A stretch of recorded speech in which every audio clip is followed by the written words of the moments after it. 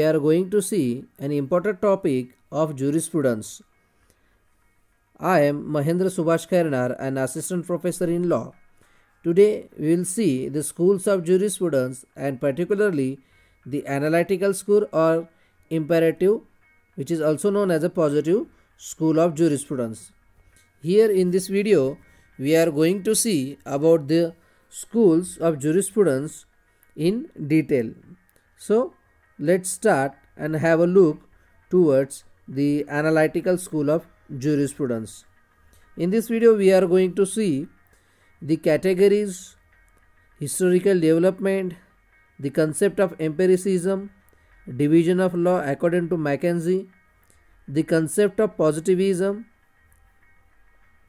terminology used in positivism, analytical positivism developed by Bentham, Austin, H.L.A. Hart and by Professor Raz. So let's start about the jurisprudence. There are two main categories of jurisprudence: analytic jurisprudence and normative jurisprudence. Analytic jurisprudence means the area which emphasizes the meaning, uses and application of legal concepts such as what is law. This branch of law studies the law as it is, the law which is in practice or actual law. Whereas normative jurisprudence is the area which focuses on the moral basis of law, which studies what is the purpose of the law and what could be done if the law is falling short. This is a normative jurisprudence. This branch deals with the law as it ought to be. Let's understand in brief the history of legal positivism. Positivism is in opposition to natural law's theory of jurisprudence. The natural law, which believes that there is a necessary connection between law and morality, or the law is a part and parcel of human consciousness. It is very much important to state here that the positivism is developed by the empiricism. Etymologically, positivism means to put. It is in Latin word says ponere or positum. It is the main antecedent of legal positivism is empiricism. Empiricism means the claim that all knowledge of fact must be validated by the sense unless and until the fact is approved by the sense, that is by human sense. Unless and until a thing is approved by the senses or by human mind, that fact cannot be considered as a true. For example, natural law, there is nothing like a natural law according to positivist. There is nothing like a human consciousness. There is nothing like a God-made law. And therefore, the law made by man for another man is the only area of jurisprudence or positivism. Therefore, the teachings of the empiricist preceded systemization of a positivist method. That is, the positive method is systematically developed because of the teachings of the empiricism.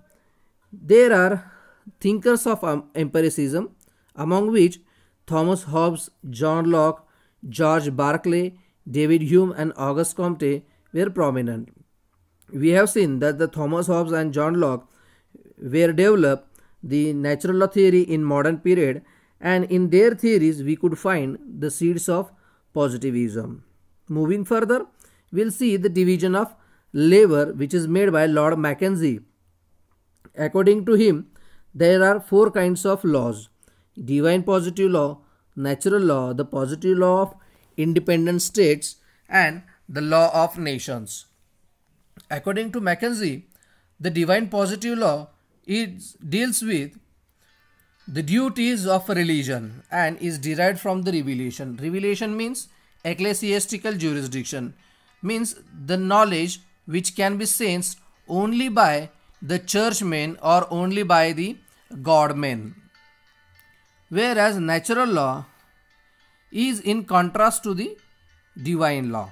The natural law is recognized by reason alone without the aid of revelation. Reason means by human mind. Third is a positive law of independent states. It is the law posited by the supreme power in the state. It is, in other words, man-made positive law. The positive law of independent state signifies that the law made by the parliament or the law made by a political superior authority for the political inferior subjects. And the fourth kind of law is the law of nations, which regulates independent states in their intercourse with each other, which is today is known as a international law. These are the four laws, out of which the natural law and the positive law of independent states, these two are very much important in jurisprudence. According to Austin, positive law should be separated from the positive morality, and therefore the positive law itself considered with the law made by the parliament, and that is the only branch of jurisprudence which studies the law as it is. In short, we'll have an introduction of concept of legal positivism. The concept of legal positivism is a school of thought of analytical jurisprudence, which is developed largely by the legal philosophers Jeremy Bentham and John Austin during the 18th and 19th century. Law that is made by men and women, concept that is usually considered in opposition to the concepts like a natural law or divine law. The concept of positivism or analytical jurisprudence is developed to contrast the idea of natural law or divine law. According to these jurists, there is nothing like a natural law or a divine law. The law should emanate only from the sovereign authority or by the authority which has a command over political inferior people. H.L.A. Hart also has favored to this positivism. Moving further, we'll start the lesson analytical jurisprudence. Kindly focus on it. There are many jurists who have contributed towards the analytical positivism. Among them are Jeremy Bentham, John Austin, H.L.A. Hart and Joseph Raz. Jeremy Bentham is known as the father of analytical positivism. However, this school is further developed by his disciple Austin, and therefore analytical school is also called as Austinian school. It is also known as imperative analytical positivism or imperative school, and this methodology of study is termed as a positivism by the dais. Jeremy Bentham is author of the analytical positivism, whereas Austin is a father of modern jurisprudence or a father of analytical school. The essence of legal positivism is in the field that it investigates a particular legal order. It investigates particular legal order. Particular means legal order of any country, legal order of any state or legal order of any city, but it is limited within the framework. Moving further, we'll see the terminologies. There are two important terminologies used in positivism. First is a human-made laws or a lex humana, which means a law made by man for another man. That is, who it was that posited it, means who had made the law. Of course, that is the parliament or the superior political authority. And second one is positive law, that is, it regards law from the position of its legitimacy. Means positive law theory stems from the power that have enacted it. Therefore, these two are quite similar but having different context. The first jurist who have developed the concept of positivism is Jeremy Bentham. He is also known as the father of English jurisprudence or modern jurisprudence. The English jurisprudence has been greatly discussed by Bentham, and therefore he is known as the greatest historical British legal positivist. In his book, In an Introduction to the Principles of Morals and Legislation, Bentham has developed a theory of law as the express will of a sovereign authority. He has rejected that law is made by the God or law is a part and parcel of morality. But he said the law becomes the law only when it is expressed by the sovereign authority as it's a commanding order. Jeremy Bentham has further divided the study of jurisprudence into two branches: expositorial jurisprudence and censorial jurisprudence. Expositors are the people who explain what the law in practice was or what is the law as it is. These people is studying the law as an actual law or a practical law. And according to Bentham, it is the only subject of study of law or study of jurisprudence. Second kind of people are known as censorial jurisprudence or censors. Those who criticize the law in practice and compare it to their notion of what it ought to be. This kind of people are not satisfied with the present legal system and therefore they think law as it ought to be in future. According to Austin, the philosophy of law considered strictly to explain the real laws of expositor rather than criticisms of the censor. The jurist of a positive law deals with explaining the real laws. They do not believe in law is ought to be. His disciple John Austin, who is known as a founder of analytical school, Austin has developed a systematic method to study the law. Austin's goal was to transform law into a true science like other pure sciences. Therefore, he has devised the study of law into two methods.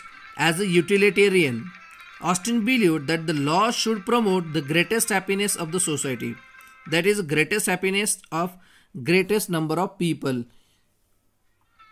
This is a utilitarian theory, means the ultimate purpose of the law is to satisfy the wants of the people.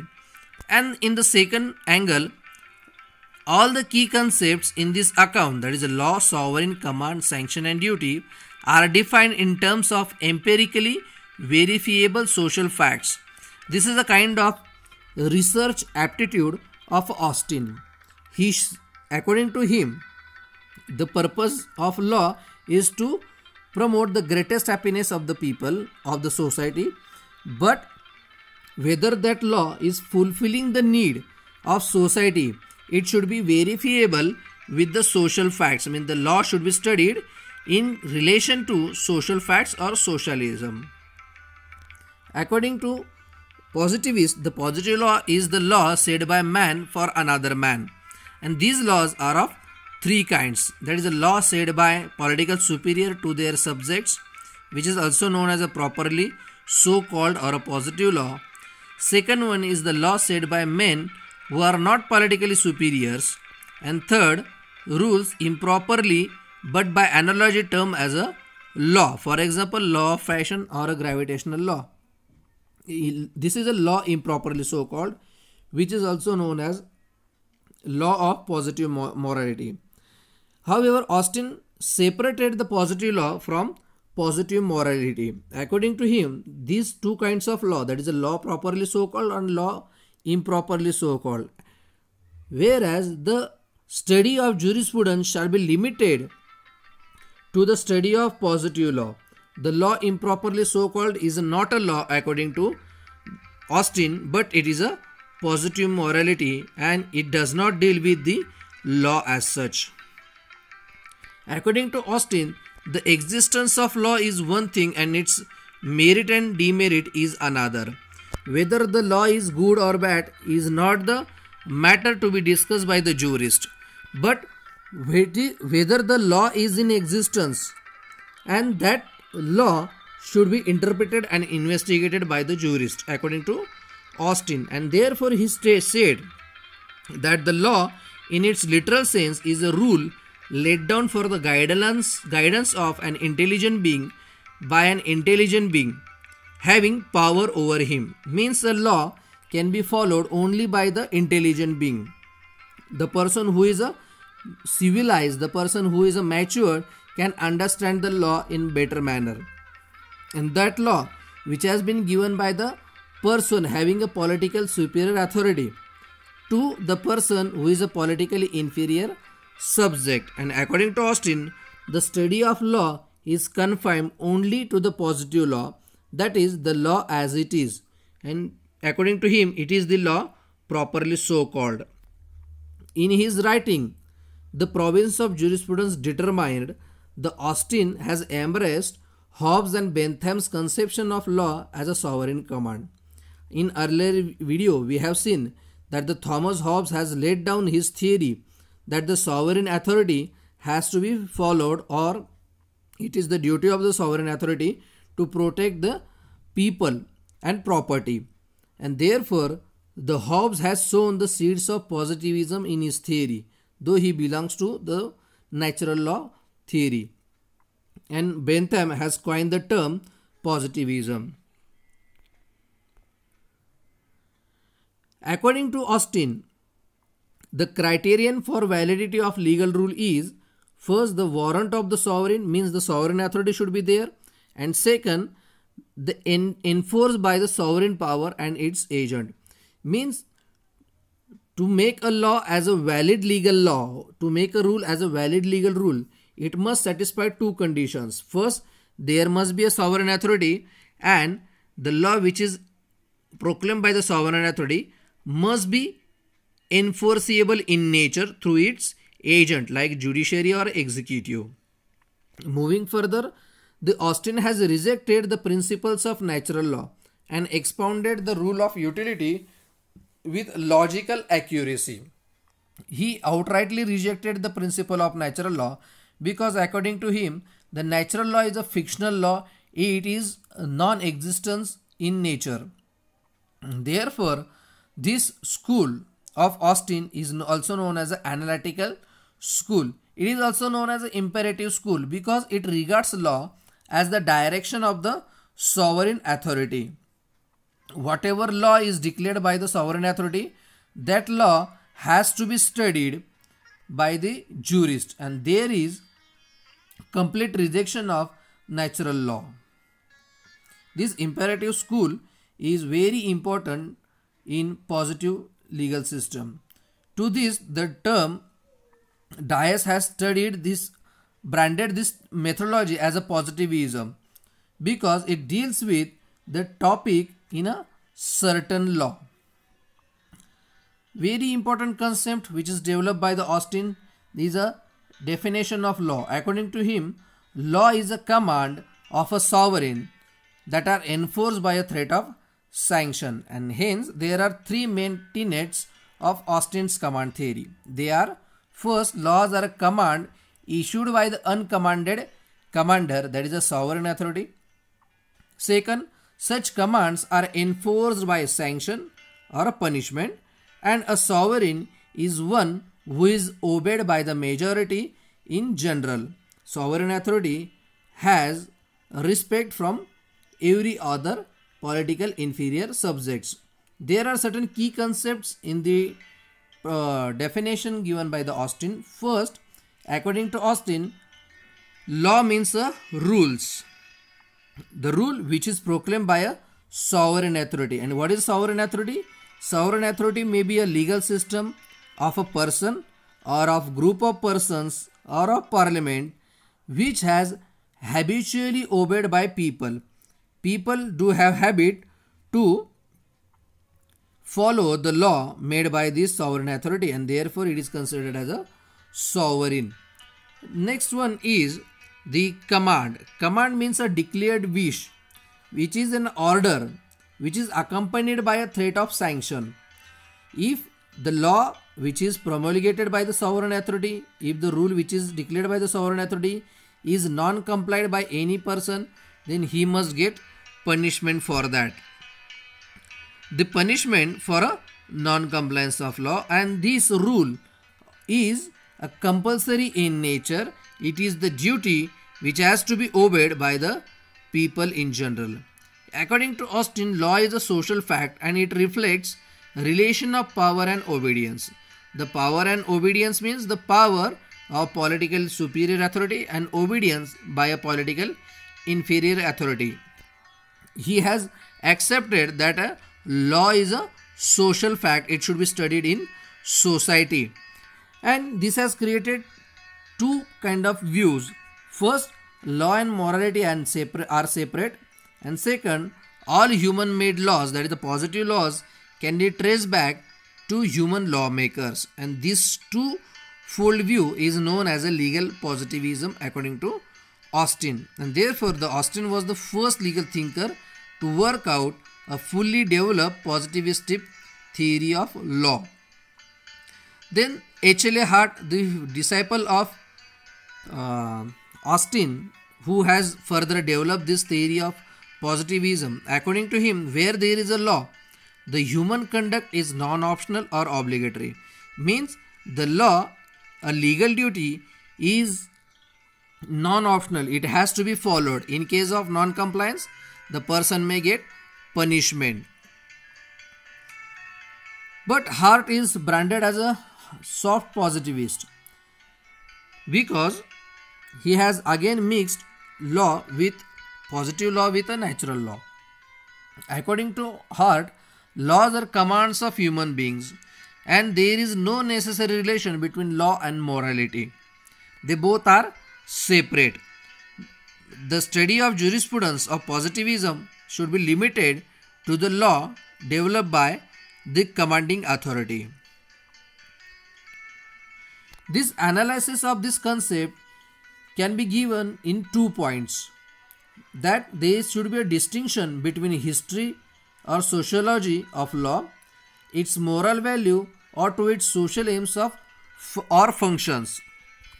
Study of law should be separated from the historical aspect of law or sociological aspect of law or moral values of law, etc. The law should be studied in its strict sense. Further, Hart says that a legal system is a closed logical system. Once a law is given, that law has to be followed. No other authority has power to intervene or to interpret that law. The law is therefore branded as a closed logical system in which correct decisions can be deduced. Means from that wordings of law which is coined by the parliament, judiciary or the other person has to interpret from predetermined legal rules without reference to social considerations. The social considerations shall be kept outside. As well as the moral judgments cannot be established nor defended by a rational argument, evidence or proof. The law should be enforced in the court of law on the strict proof, on the strict evidences, but not with any social or emotional basis. Hart has said that the laws are a command of human beings. Further, he divided that command as an internal consideration of law and external consideration of law. Internal consideration of law means within the framework of the statute, and therefore Max Weber branded it as a legal perspectives of the law, where there are certain external consideration of law which are branded by the Max Weber as a sociological perspectives of law. And according to Hart, it is only the internal consideration of law which is a subject matter of positive jurisprudence. Further, Hart has said that the laws are a union of primary and secondary rules. Rules are of two kinds, primary rules and secondary rules. According to him, primary rules are duty imposing in nature, whereas secondary rules are rights conferring in nature. Duty imposing means this kind of rules forbid or require certain actions, that is to act or to omit.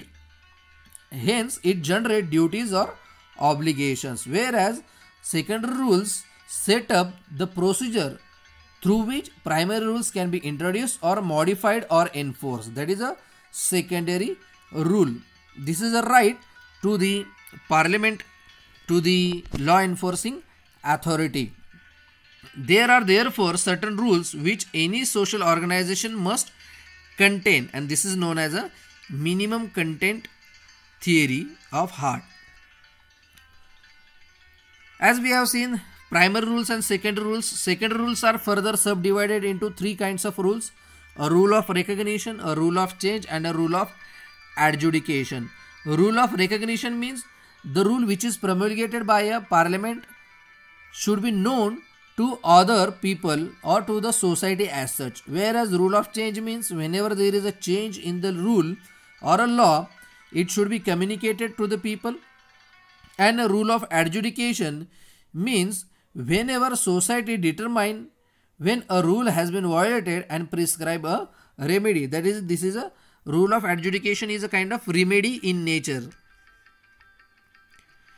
While talking on the relation between legal validity and morality, the Hart has said the rule of legal recognition, which we have seen in earlier slide, the rule of recognition may incorporate as a criteria of legal validity in conformity with moral principles or substantive values. There is a core of good sense in the doctrine of natural law. Please understand this. The rule of recognition should have criteria of legal validity which is in conformity with moral principles. Means here the Hart has turned back towards the natural law.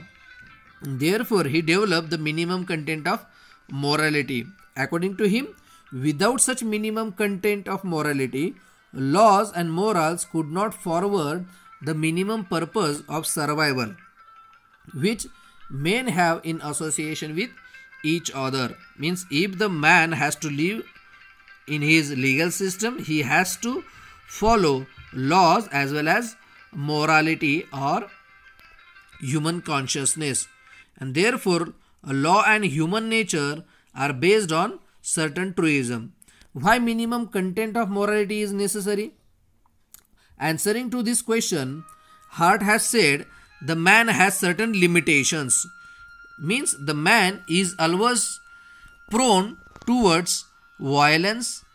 There is always approximate equality, limited altruism, limited resources, and limited understanding and strength of the will. And therefore, a man cannot always have a strict adherence to the law. Therefore, he needs certain moral base. And therefore, minimum content should be involved in a positive law. Further, Professor Joseph Raz, he has developed the concept of positivism in modern time. He is a disciple of Hart and developed the legal positivism. In his book, The Morality of Freedom, which is also known for a conception of perfectionist liberalism. This perfectionist liberalism is the further development of positivism. The perfectionist liberalism is defined by Charles Larmor in 1987. According to him, it is the family of views that base political principles on ideals claiming to shape our overall conceptions of the good life and not just our role as a citizen. Means the person has to live in two categories, as his personal life as well as his social life as a citizen. While living his social life as a citizen, he may comply with the law, but while living his own life as a personal life, he has to comply with certain idealism, with certain idealistic principles which are derived from the natural law theory, and therefore this is known as a liberalism, which is further developed by Supreme Court while developing Article 21. Professor Raz has also argued, in contrary to the Hart, that the validity of law can never depend on its morality, but the validity of law is based on the existence and content of law must be based only on social facts and not on moral arguments.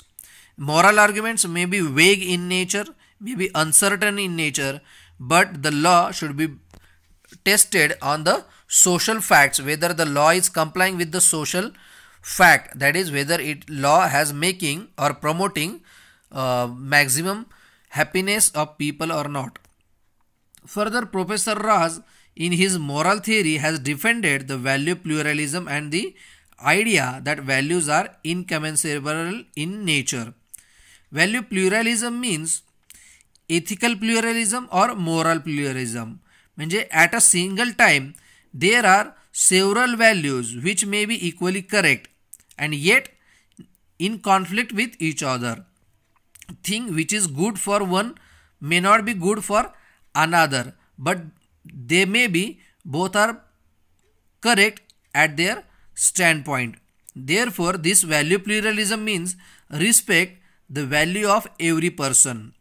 Second thing is that these values are incomparable or incomparable, means you cannot compare the two values at a time or from the third point of view.